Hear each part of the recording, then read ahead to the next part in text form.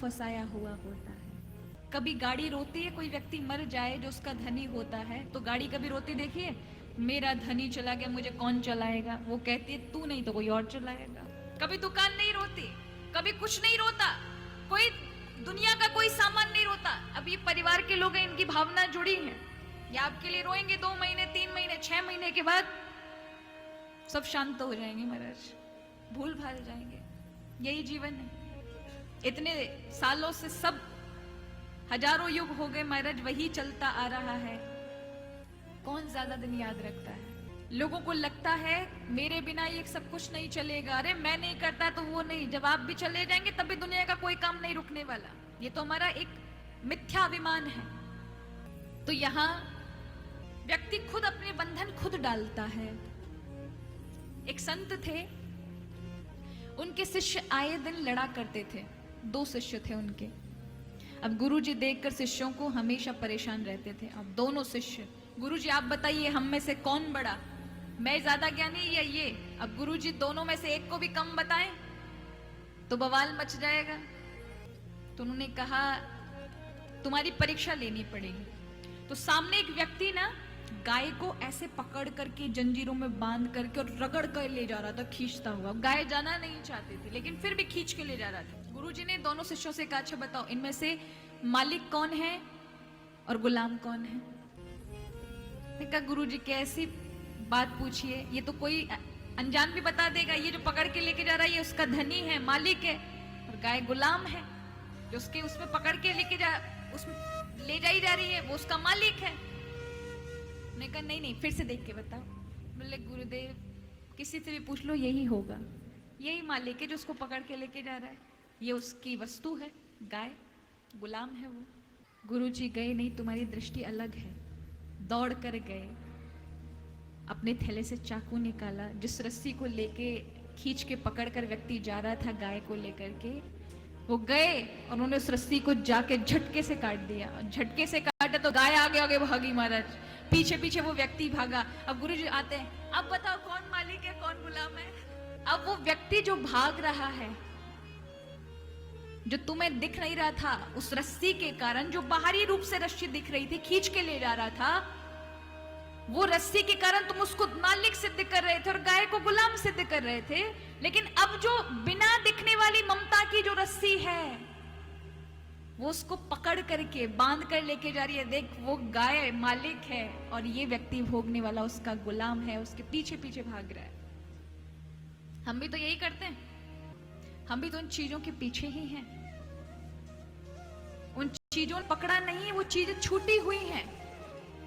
कोई वस्तु आपको नहीं पकड़ सकती, अपितु हम खुद अपने आप को बंधन में समझते हैं। व्यक्ति चाहे 1 सेकंड में अपने बंधन छोड़ करके मुक्त हो सकता है, पर नहीं, उसके इतने कड़े बंधन हो चुके, उसने अपने आप को इतना बंधन में मान लिया कि नहीं इसने पकड़ा है। कोई किसी को नहीं पकड़ता, कोई वस्तु किसी को नहीं पकड़ सकती। जरा विचार करो, कोई चौराहे पर छोटी सी दुकान लगाता और अचानक उसकी लॉटरी लग जाए और कोई विशाल शोरूम खोल ले, तो उसकी छूट गई ना, वो चीज छूट जाती है, उसमें उसको कोई भार नहीं करना पड़ा, कोई बहुत ज्यादा मेहनत नहीं। आप ये कहो कि नहीं भैया हमें तो बहुत दुख है, आपकी छोटी दुकान छूट गई, आप यहाँ शोरूम में आ गए, उसको कोई फर्क नहीं पड़ेगा। उसने कहा मेरी प्रगति हो गई।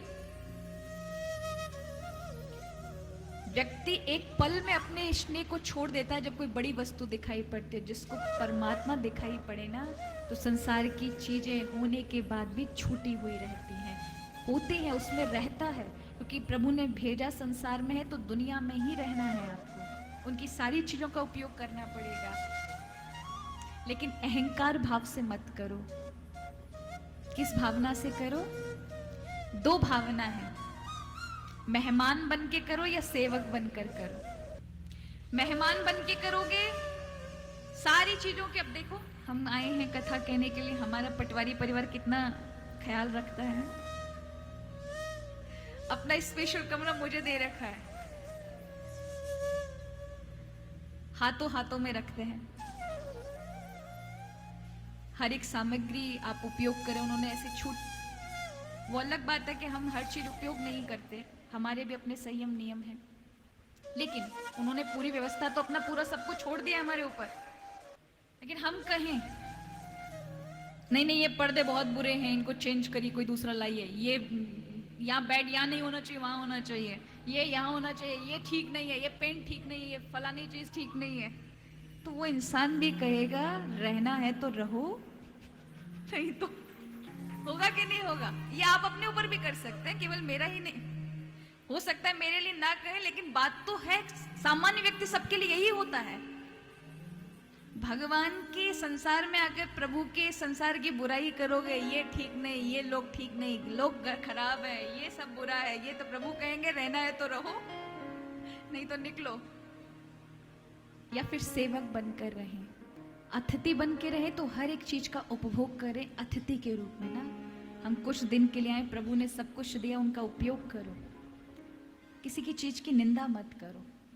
सेवक या फिर अतिथि बन के रहो या सेवक बन के। सेवक बन के मतलब जैसे घर में काम करने वाले जो सेवक होते हैं ना, वो अपने मालिक का विशेष ख्याल रखते हैं, उन्हें क्या अच्छा लगता है, क्या बुरा लगता है, ऐसी कौन सी चीज करनी है जो उनको अच्छी लगे, उनको प्रसन्नता मिले। वो अपने मालिक की उसमें ही अपना जीवन का सर्वस्व समझते हैं।